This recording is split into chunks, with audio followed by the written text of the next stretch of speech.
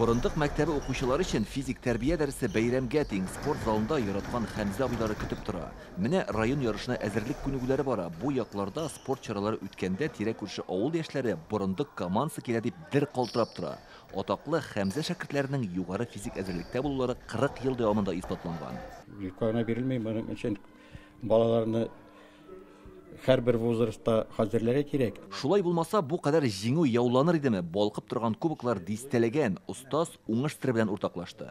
Баланы күбрәк мактап торырга кирәк. Мин шулай малайлар, менә балаларны һәр вакытта да яраттым мин аларны, мактап торам.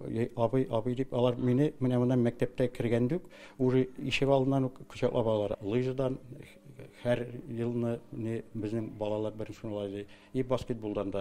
Хәмзә Бәшир улы Чувашиянең Батыр районында туган, Казанда педагогика институтында физик тәрбия укытучысы һөнәрен үзләштергән. Диплом алгач юллама белән Борындыкка җибәргәннәр. Менә 40 елга якын бөтен күңелен биреп балалар чыныктыра ул. 2017 елда Франциядә узган бадминтон буенча Европа чемпионатында катнашып, иң көчле бишлеккә кергәннәр. Ә бит бу гап-гади авыл балалары. Үзебез белән чәк-чәктә алып барган идек ди остаз. Аны бик яраттылар, менә ай тәмле иң тәмле ризык дип безнең шул чәк-чәк белән баушакны яраттылар. Команда туплау өчен укучылар саны да җитми. Мәктәптә нибары 40-ка якын бала укый. Спорт залда иске кечкенә, аның каравы Хәмзә абыйның күңеле киң. Бу олы җанлы мөгаллимне шуңа хөрмәт итәләр дә. Хәмзә абый әлбәттә бик тырыш физкультура укытучысы. Мин күпме физкультура укытучысы беләм, ул иң тырышы, иң әйбәте. Ул безне инде садиктан бирле спортка өйрәтте, яратырга. Мин инде 7 ел спорт белән шөгыльләнәм. Безнең өчен тырыша һәм аның тырышлыгы белдерер өчен без аңа бик зур рәхмәт әйтәбез. Менә бу мин эшләгән комбайн, Акырс комбайны. Хәмзә Юнусов җәйге каникулда комбайнчы булып эшләгән. Берничә ел элек сәламәтлеге какшагач кына туктый. Хәзер 40 карабы янны хатирәләрне яңартырга дип килә. Студент чагыннан башлап 43 ел буе урып җыю эшләрендә алдынгылыкны бирмәгән.